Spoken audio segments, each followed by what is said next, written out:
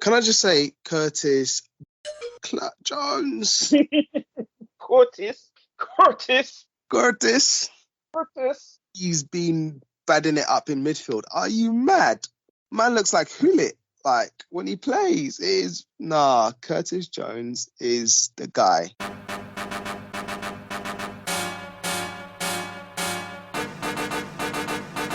You're all about to witness a monumental throwdown.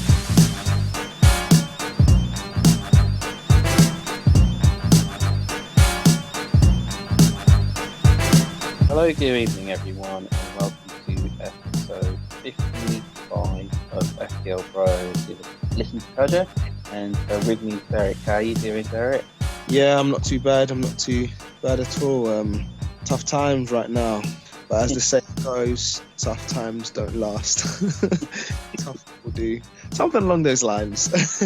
Something like that, yeah. So I feel you. I feel definitely. So yeah, we're just going to do our usual thing, have a quick look over Game Week 6, the one I think we had, and then just preview Game Week 7.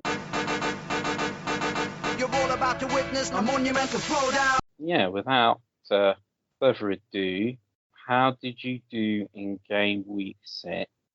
So I finished the game week with, I believe it was 43 points. So not the best of game weeks for me, to be very honest with you. But it could have been worse. Salah was my captain. He kind of redeemed me a bit in that sense. Some people went with Ronaldo. Yeah. It was a bit of a toss-up, and I kind of chose Salah, so I'm quite happy with that. But Lukaku disappointed me. He didn't score. He didn't score against City in that big game, which I thought he would show up in, but he didn't. None of my players really were involved in goals, apart from Gray. I had a few injuries. I didn't keep a clean sheet at the back. It wasn't the best of weeks, let's put it that way. So I've seen better times. How did you get on? No. I had a relatively decent week, actually. So I'm going to rub it in. Got 64 points, and I think the real reason I did so well was because of one Emil Smith-Rowe coming off the bench for Fernando Torres. I think I've probably missed the boat with Torres because ever since I brought him in, he hasn't played a single minute. But luckily, I had Smith-Rowe on my bench, partly because I saw him play in the flesh last week, and he reminded me a lot of Zidane, Zinedine Zidane. Is that going back a bit far for you, or do you remember Zidane? No, it's not. Yeah. So he's tidy. He always keeps the ball. He never loses it. And what he's very good at doing is he keeps the play ticking over. It will just ghost into those little pockets in the box. And I think that's pretty much how he scored against Spurs. And that's how he also scored when I saw him at the Emirates. So, I mean, a lot of people will also say Saka's good, and Saka had as good a game. But I went with Smith-Rowe, and he came off the bench. I captained Salah, just like you. I mean, a lot of people went with Ronaldo, but I don't think Aston Villa are that bad a team. And I think they've been improving in their defence for quite a while. So it didn't entirely surprise me that Ronaldo didn't get anything from that game. And I finally got a return from Digne, even though he got a yellow card. And what really killed me was the Wolves game, because Wolves were 1-0 up, and Jimenez had the chance to square it to Traore, who only came on for like the last 20 minutes. And when I heard Jimenez has got the ball, Traore's open, if he scares it to Traore, it's a goal. I thought, that would do me fine. Of course, Sergio Jimenez went for goal, and he missed. But I'm not going to hate. The guy scored for the first time in like a year. So, He could be back, as they say, but we'll soon see. They've got Newcastle next, and that's going to be an interesting fixture. And I think, we'll probably talk about fixtures later, but I do think there might be a shock result there coming up. Yeah, well, I mean, the weekend just gone was all about the shock results, wasn't it? I mean, I knew that Chelsea versus Man City would be a tough game, but I think a lot of people thought that Chelsea would get something from it from the way that they played. And obviously you had Man United losing, and then you had Liverpool conceding 3 goals against Brentford. So, it completely messed with our predictions, pretty much. Obviously, Jamie, the only one who got anything right because he got behind Arsenal and managed to blow away the cobwebs. So, fair enough. Fair play to Jamie. I'll just quickly go over the FPL Bros because we got 51 points there, so that was 8 above the average, and they did okay. The midfield was very impressive. Gray, Sarr, Salah, Jota, all contributing, and front line as well, apart from Ronaldo, who of course we did captain. And even though we had Reveiw, is 8 points stayed on the bench, but still, we've still got the green arrows there, and FPL Bros now has an overall rank in the top 120k. So I think that's quite impressive by anybody. So we must be doing this. Yeah, collectively we are doing something right. Exactly. Okay then, wonderful. You're all about to witness a monumental throwdown. So yeah, moving on. Did you have any topics you wanted to go through briefly before we move on to player picks and predictions, or shall we just go straight into the? Yeah, I just wanted to say, obviously, we're recording after the Champions League games from Tuesday, where we saw a City team beat by PSG. And I watched that game, and City look like they're really struggling up front. They don't really have a marksman. And when teams are quite deep, they find it really difficult to break them down. And Poch played a brilliant tactical game by having them play the counter-attack football, which is what he essentially did last time with Spurs when he beat them. He played the same way, just had Son making the runs. And this time he did the same thing, but had Mbappe making the runs. And obviously goals came from Gay and Messi. But yeah, great tactical play by Poch. And City got took a lesson there.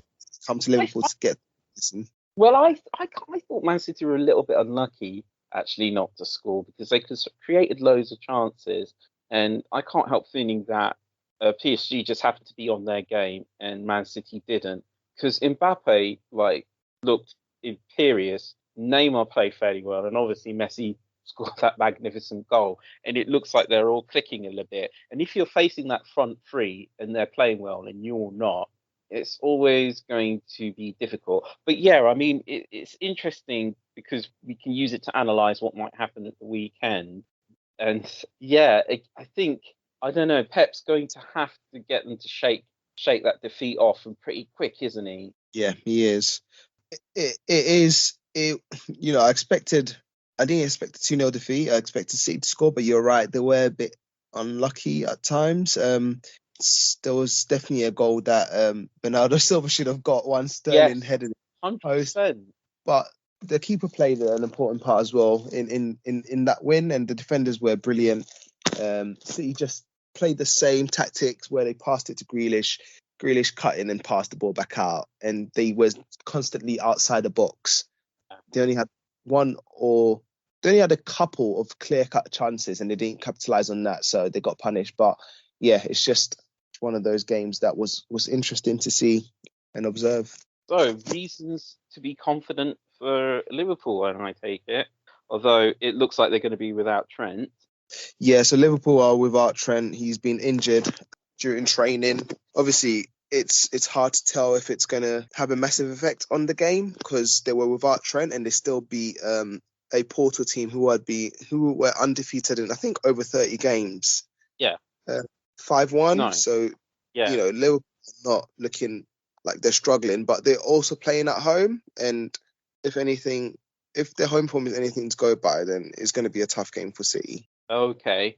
But again, I mean, both teams, I think, rely... Well, actually, I see what you're saying now, because it's quite likely that City are going to have a lot of possession. But if they take their eye off the ball, then Liverpool will hit them with all the space that they leave behind the back. And sometimes City are very cavalier at the back. Sometimes they only leave like one or two people at the back, and the rest of them are all swarming around the box trying to score a goal, which of course they can't because they're up against 10 men. And then next thing you know, got 3 people running at you, and it's just Diaz all on his own, or even Rodri, or sorry, not Rodri. Is it Rodri? Is it Pedri? I always get those two confused. Which one plays for Man City? Is it Rodri plays for City? Rodri, yeah. Oh, God, I don't know what's wrong with me. Yeah. So that game could well suit Liverpool if they're prepared to have most of the ball.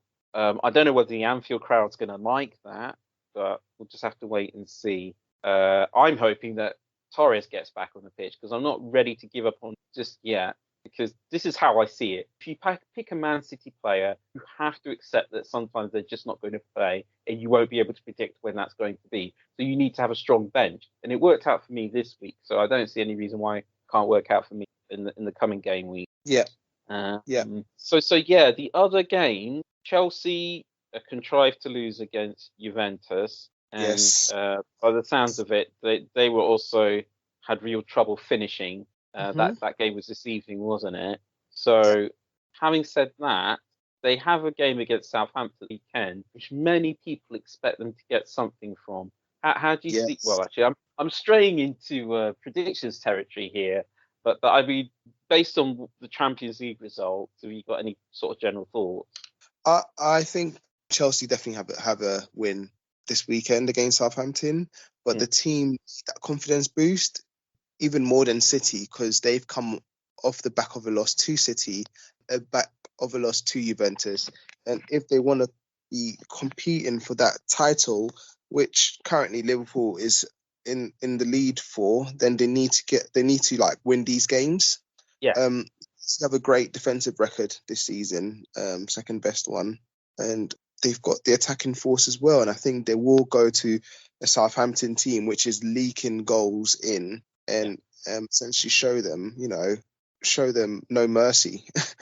So unless Southampton a game where they are all sitting behind the ball, I do see a lot of goals coming for Chelsea. I do. Well, I mean, I see goals in that game full stop, to be honest with you, because I thought Southampton were unlucky not to get anything out of their game against Wolves. They really were trying, and it just didn't come off for them. But Southampton were a bit schizophrenic, 1 minute they're beating Man United 1-0, the next they're losing 9-0 to Leicester. It's a bit up and down with them. They don't have Danny Ings anymore. So, yeah, on balance, it's looking like Chelsea. But we'll get into that into more detail. But then finally, Man United snatched it at the death again in this evening's Champions League game against Villarreal.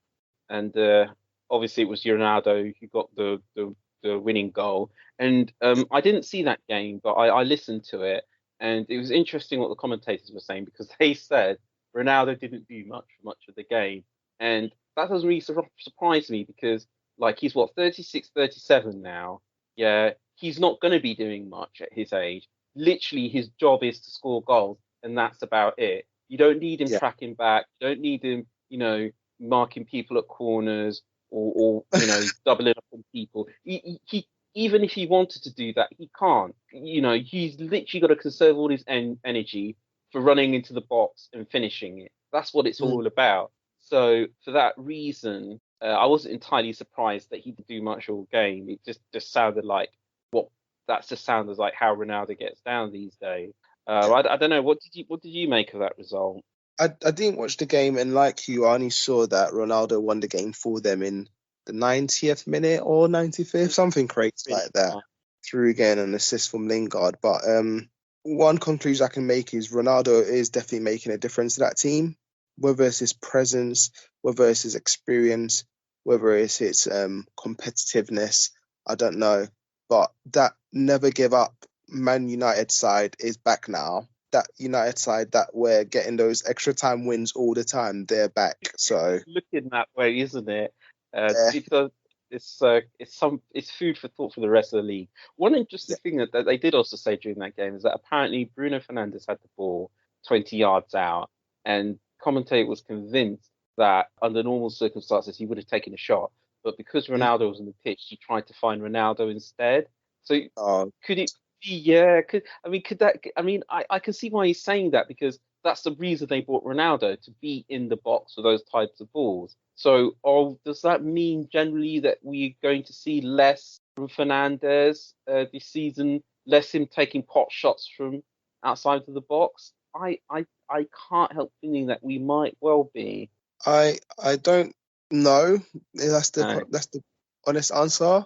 But I hope he doesn't change his playing style to just trying to please Ronaldo, who's his teammate and obviously his national teammate as well, not just his club teammate. So I hope he doesn't change his game to not being a bit more risky because Bruno can get some sick goals from outside the box. We've seen it already. It's true. This month, but on the other hand, he was getting all those sick goals for the last season and a half, and Man United ended both last season and a half empty-handed both times. So it's like pieces of a puzzle, as Jamie's always saying. Pieces of the puzzle, are they falling into the place there?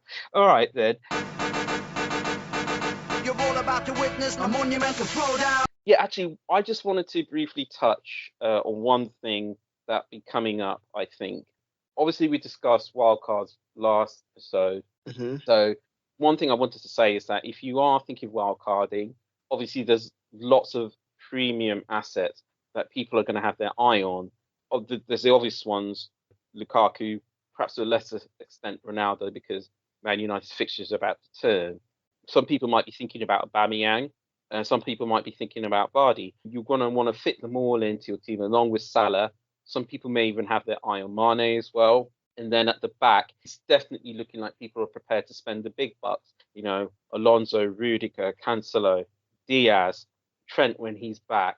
That does not come cheap. So budget enablers, there's just a couple I wanted to mention. I think that Livramento at, Southampton may be worth looking at. And again, I'm talking about people that you're not necessarily going to play, but will allow you to afford the big bucks. At Brentford, you've also got Mbeumo, who apparently is playing up front, even though he's listed in the game as a midfielder. So again, yeah, that's right. Somebody worth keeping an eye on. And then Ben Foster, who's a £4 million keeper, but it's like he is going to be playing regularly. Don't quote me on this, because they might go back to that other dude. I think his name is Bachmann. Yeah. But, again, this is about saving money. And a £4 million keeper plays, or potentially could play, could be worth looking at. I know I kind of caught you cold, this subject, but are there any sort of... It's key. And like Aaron Ramsdale, we saw his performance against Spurs when Arsenal battered them, and I'm disappointed Jamie's in here to start singing praises and calling Arsenal, they're soon to be Invincibles next season or whatever. He's probably going to be anointing them champions of the 2020 champions. But they have some brilliant fixtures coming up, and Ramsdale looked serious in that game. So he's only 4.5 mil, and I don't think Leno is going to get his position back anytime soon. And with him, you've got Tomiyasu as well. So Tommy is a brilliant defender. He looks very dangerous attacking-wise, and he's very solid at the back. Bellerin, done out here. So I really like him. And obviously, you've given some really, really brilliant Arsenal players as well. Like you said, Emile Smith-Rowe, brilliant player there. So just those kind of good value for money players, the cheapies, which you can add to your squad, so you can, like you said, then invest more in the premiums as well, is useful. Yeah. Okay, cool. No, well done. Good shout for Ramsdale.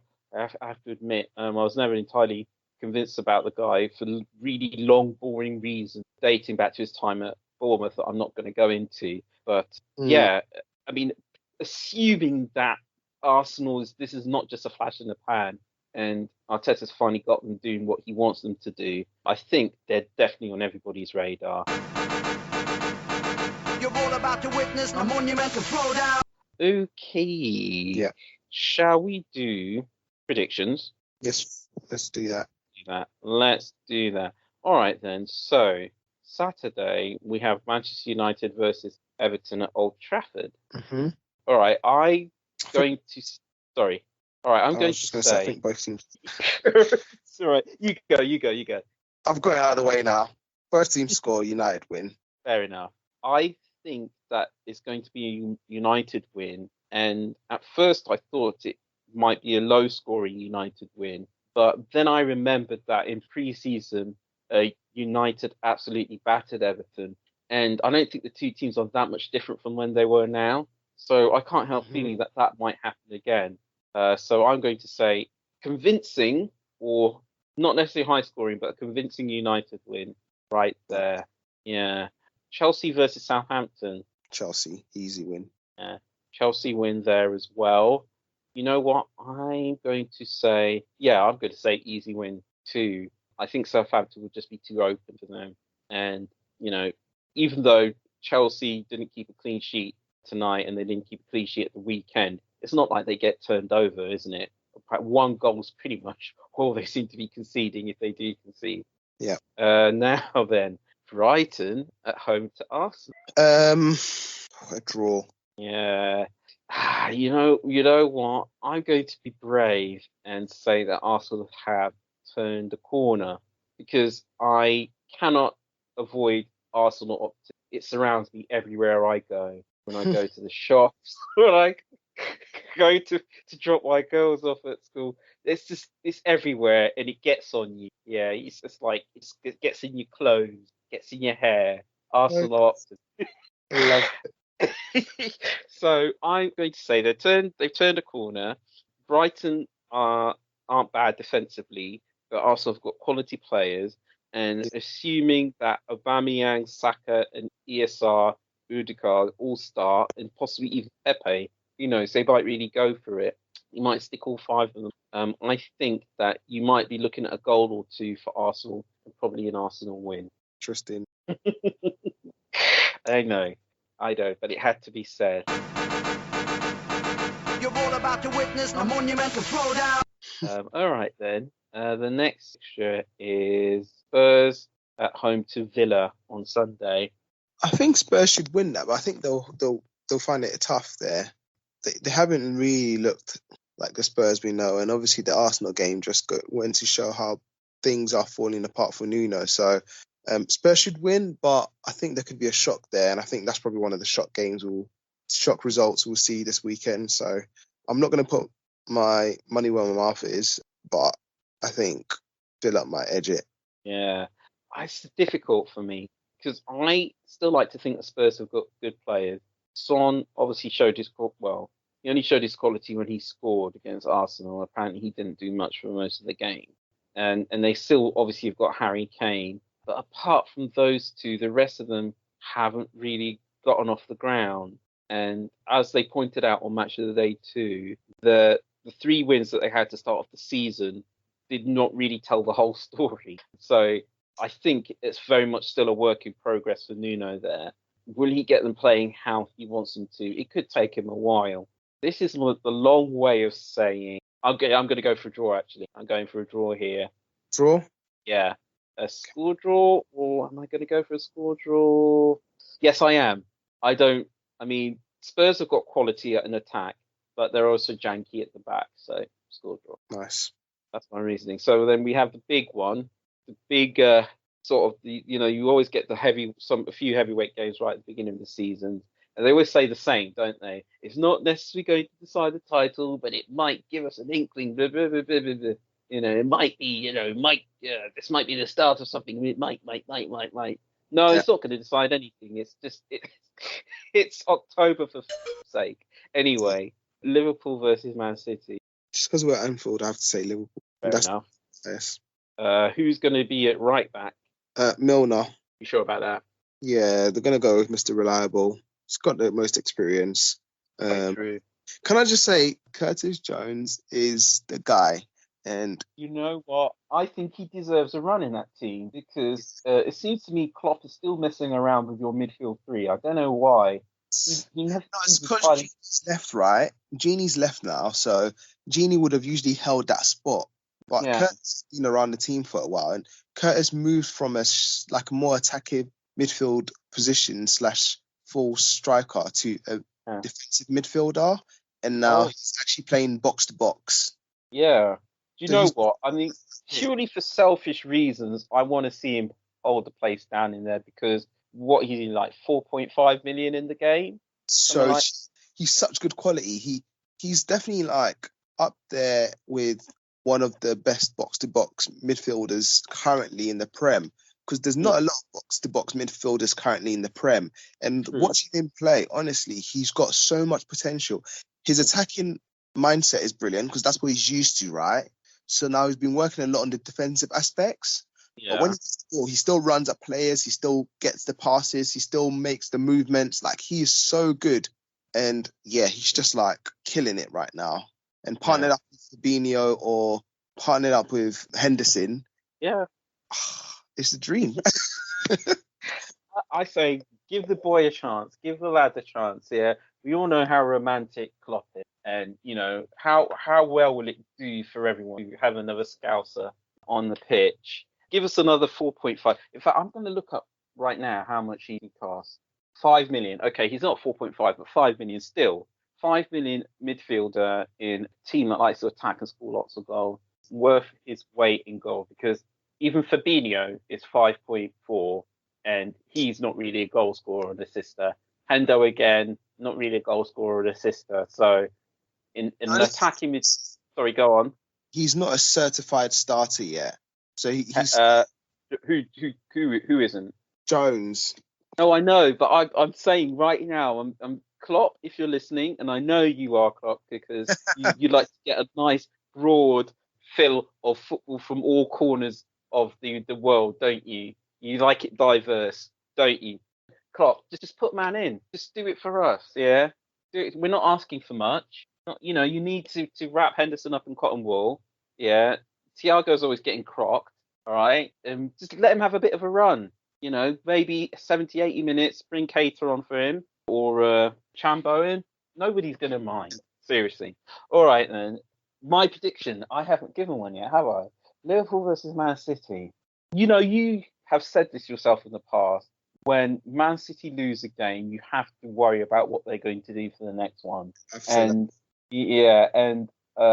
plus, I remember when they were going up against Chelsea, I knew that Pep must have still been seething about that Champions League final.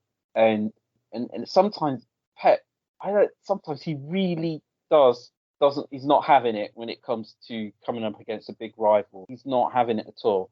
Having said that, Liverpool are playing really well at the moment. They are undeniably playing well, and it is at Anfield. And I said so again. Now I'm saying 5-10 minutes ago, I said it might just suit Liverpool for Man City to have most of the ball and hit on the break, because there's only so long you can rely on Kyle Walker's pace to get you out of trouble, isn't there?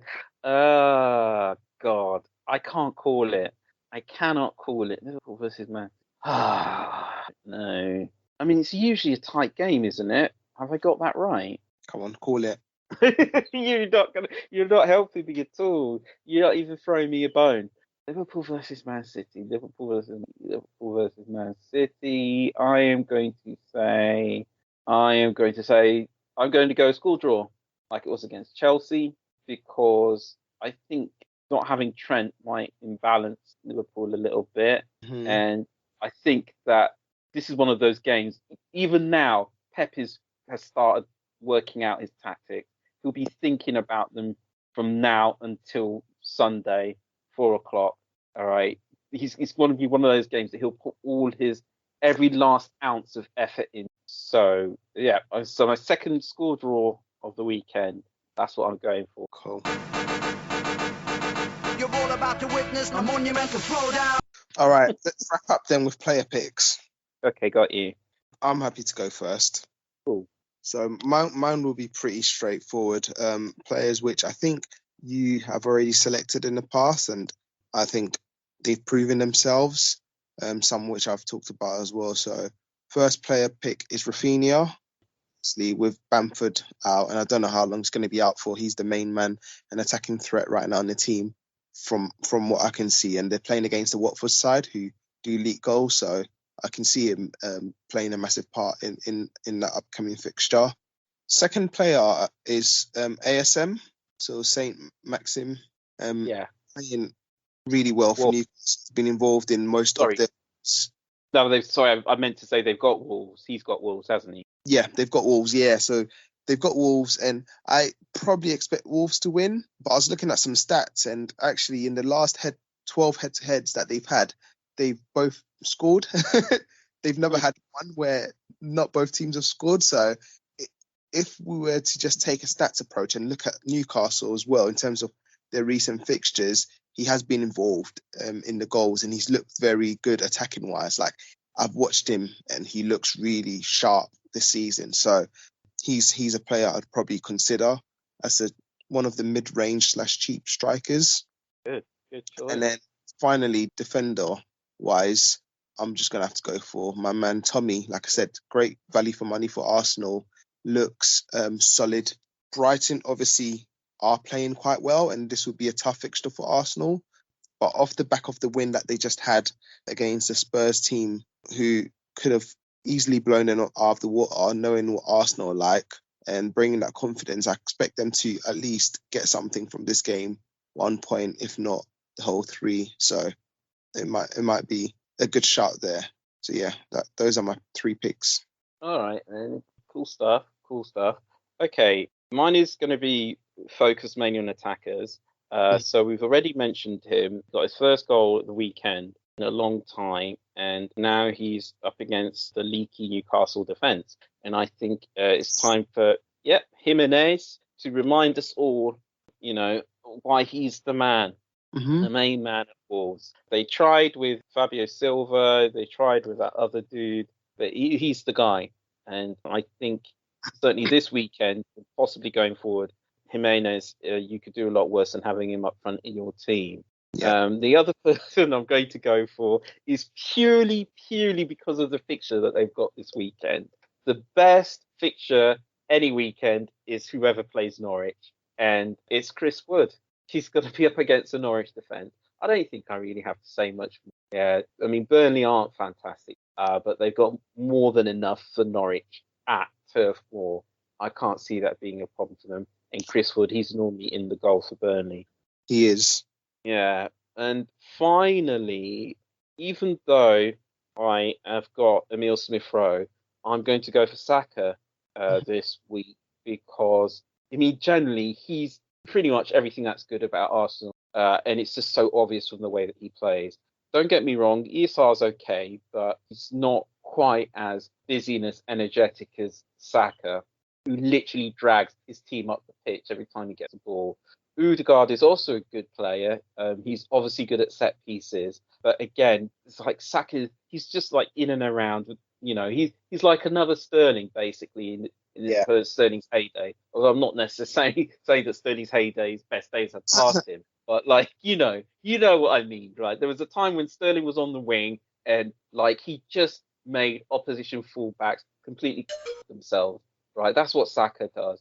Yeah, we've all seen him do it, and now he's going to bring that noise to Brighton. So, and I already said Arsenal probably going to win that game, so he's probably going to be involved in that as well. And those are my 3 picks. Nice, well done. Thank you very much. I'm very pleased with that. Managed that. You're all about to witness a monumental throwdown. Coming to the end of the show. We've got the index in the YouTube version. If you go down to the description, this is the YouTube version, so you can click whatever section of the show, whatever section of the pod you want to listen to. Don't forget to check us out on Twitter at fpl_bros. There will show you the FPL Bros team, what we're doing, how it's going, and the team's going pretty well. So we're happy to share our thoughts and what's going down and what we're planning and how our team's going to be looking at the weekend. If there's anybody who's interested, that's all on Twitter. So yeah, I think that's it for this episode. Thanks a lot for joining me tonight. Very much appreciated. Appreciate the effort. And yeah, it's all that's left for me to say now is goodbye. Yep. Take care, guys. Great catching up with you today. Same. Okay. Bye-bye, everyone. Green arrows all round.